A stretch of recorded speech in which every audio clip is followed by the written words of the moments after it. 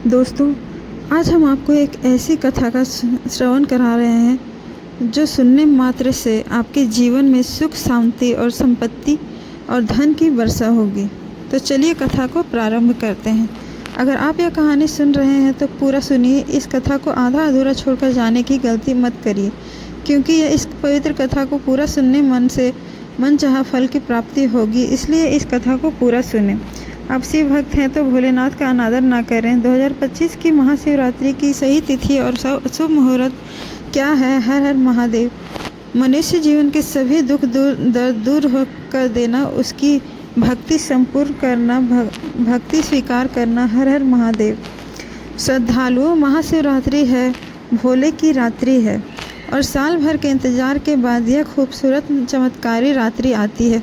इस खास रात्रि में हम सब मिलकर भोले बाबा को प्रसन्न करेंगे। बाबा प्रसन्न होंगे और हम महाशिवरात्रि 2025 की बात करेंगे। गृहस्थ के लिए यह पावन उत्सव भगवान शिव और माता पार्वती के मिलन का प्रतीक है, उनके विवाह का प्रतीक है। वही जो आध्यात्मिक है, उनके लिए यह रात्रि शिव की समाधि में सदा के लिए ठहर जाने की है। जो साधक हैं वे सभी इस रात में साधना में लीन रहते हैं। श्रद्धालुओं, सबसे पहले हम आम गृहस्थ की बात करेंगे। आप इस दिन व्रत कैसे करेंगे? इस दिन का महत्व, पूजन विधि, श्रेष्ठ मुहूर्त और 4 प्रहर की पूजा का समय क्या है, यह सब जानेंगे। महाशिवरात्रि शिव की महान रात्रि है और शिव भक्तों के लिए अत्यंत पवित्र दिन है। इस दिन शिवलिंग पर जल अभिषेक अवश्य करना चाहिए और यदि रुद्राभिषेक कर सके तो और भी श्रेष्ठ है। इससे जीवन के सभी कष्ट दूर होते हैं और आपकी सभी मनोकामनाएं पूर्ण होती है। इस बार कुछ कन्फ्यूज़न है कि महाशिवरात्रि 26 को मनाएं या 27 को। बता दूं कि 2025 के महाशिवरात्रि 26 को ही मनाई जाएगी। यह बुधवार का दिन है और चतुर्थी तिथि 26 फरवरी को सुबह 11 बजे से शुरू होकर 27 फरवरी को सुबह 9 बजे तक रहेगी। इस साल का कई शुभ योग का निर्माण हो रहा है। शिव योग में महाशिवरात्रि आना अपने आप में श्रेष्ठ होता है। यह योग पूरे दिन रहेगा और श्रवण रात्रि भी शाम 5 बजे से रहेगी।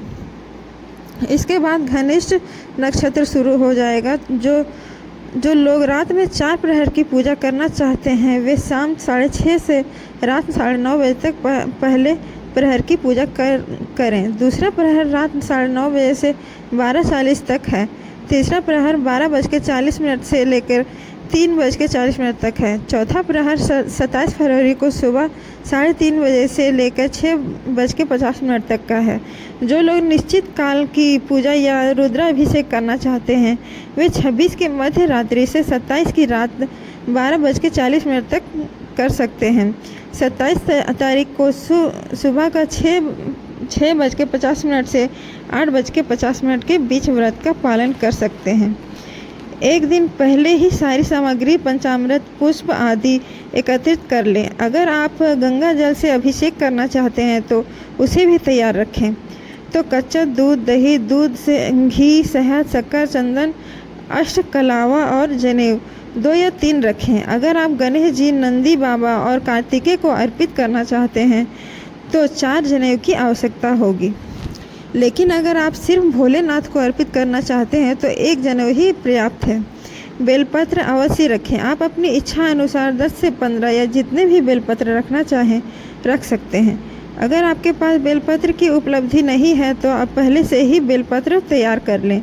बेलपत्र से चमत्कारिक रूप से फल प्राप्ति होती है और ध्यान रखें कि बेलपत्र ताज़े हो, कटे फटे ना हो, साफ सुथरे और पूरे 3 या उससे ज़्यादा पत्तियों वाले बेलपत्र उपयोग करें। 3 से कम पत्तियों वाले बेलपत्र नहीं चढ़ाना चाहिए। भांग और धतूरा जो भी उपलब्ध हो उसे ले लें। सफ़ेद फूल और गुलाब के फूल का ध्यान रखें। खेत के सफ़ेद फूल और चंपा के फूल भोलेनाथ को अर्पित नहीं किए जाते, इसलिए इन्हें ना लें। गुलाब का फूल विशेष प्रिय है और कमल का फूल भी विशेष प्रिय है। भोले बाबा को आप यह फूल चढ़ा सकते हैं।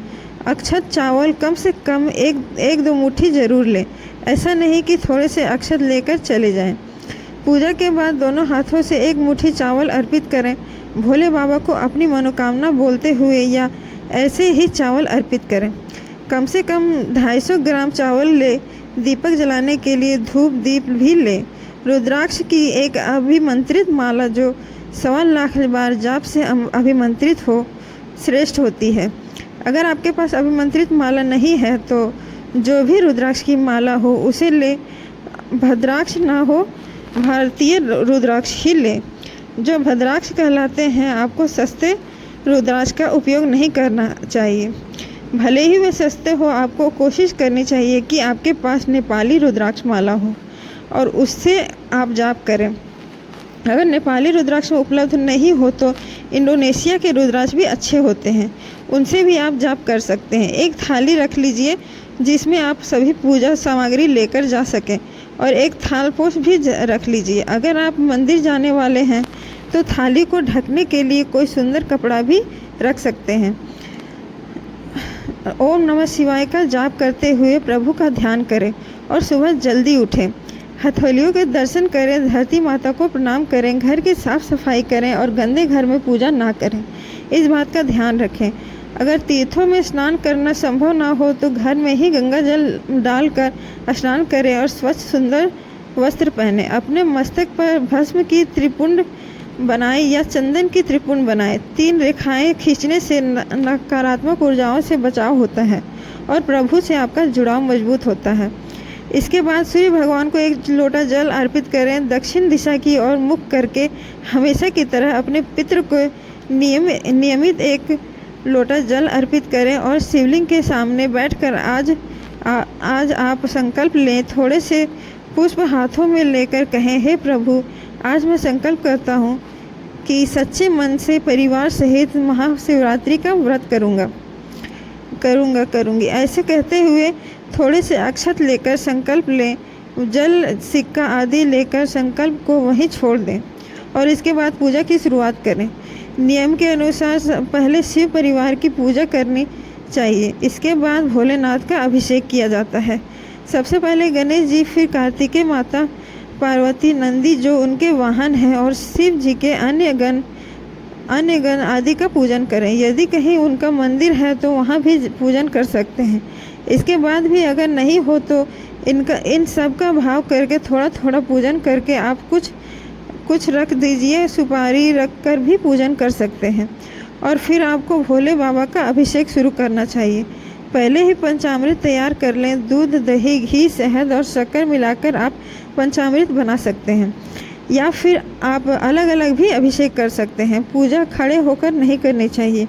अक्सर मैंने देखा है लोग खड़े होकर अभिषेक करते हैं। खड़े होकर अभिषेक नहीं किया जाता, हमेशा अभिषेक बैठकर करना चाहिए। और अगर आप किसी मंदिर में जा रहे हैं जहाँ बहुत भीड़ है और बैठने की व्यवस्था नहीं है और आप अभिषेक कर रहे हैं तो उसमें हम कुछ नहीं कह सकते। जैसी व्यवस्था हो वैसे ही करें। इसलिए मैं कोशिश करता हूँ कि घर पर ही सही नर्मदेश्वर शिवलिंग हो। इसे रखकर आप घर पर स्थापित करके अपने घर में ही शांति से अभिमंत्रित करके रखें। आप चाहें तो पंचामृत से एक एक चीज़ें करके पहले दूध से, फिर दही से, फिर से मधु से और फिर घी से अलग अलग भी अभिषेक कर सकते हैं। सभी चीज़ों को मिलाकर एक साथ ओम नमः शिवाय बोलते हुए अभिषेक करें। इसके बाद अंत में शुद्ध जल से अभिषेक करें और फिर शिवलिंग को एक मुलायम कपड़े से पोंछकर वस्त्र धारण कराएं। अगर आपके पास बड़ा वस्त्र नहीं है तो कलावा ही लपेटें। वस्त्र का भाव करके जनेऊ धारण कराएं और फिर भोले बाबा को चंदन से त्रिपुंड बनाएं, माला सुशोभित करें। आप चाहे तो आंकड़े के पुष्प, गुलाब, कमल या सफ़ेद पुष्प चढ़ा सकते हैं। खेत की चंपा नहीं चढ़ाएं। ओम नमः शिवाय का जाप करते रहें। पूजा के दौरान बेलपत्र पहले से छाँट कर रख लें। साफ और बिना कटे फटे बेलपत्र अर्पित करें। चिकना भाग शिवलिंग पर अर्पित करें। भोले बाबा को भस्म, अबीर, गुलाल, भांग और धतूरा अर्पित करें। घी का दीपक जलाएं। समी का पत्ता और पुष्प भी चढ़ा सकते हैं। शिव मुट्ठी चढ़ाएं। कपूर से आरती करें और भोग लगाएं। भोग में मौसम्बी फल जैसे बेर, अमरूद, सेब, अंगूर, केला आदि अर्पित कर सकते हैं। कलाकंद या दूध की मिठाई भी भोग में शामिल करें। फलाहार में कुट्टू के आटे की पूरियां और सब्जी अर्पित करें। पूजा के दौरान मन को शांत रखें। आपका ध्यान पूरी तरह से अपनी पूजा पर केंद्रित होना चाहिए। ओम नमः शिवाय का जाप करते रहें।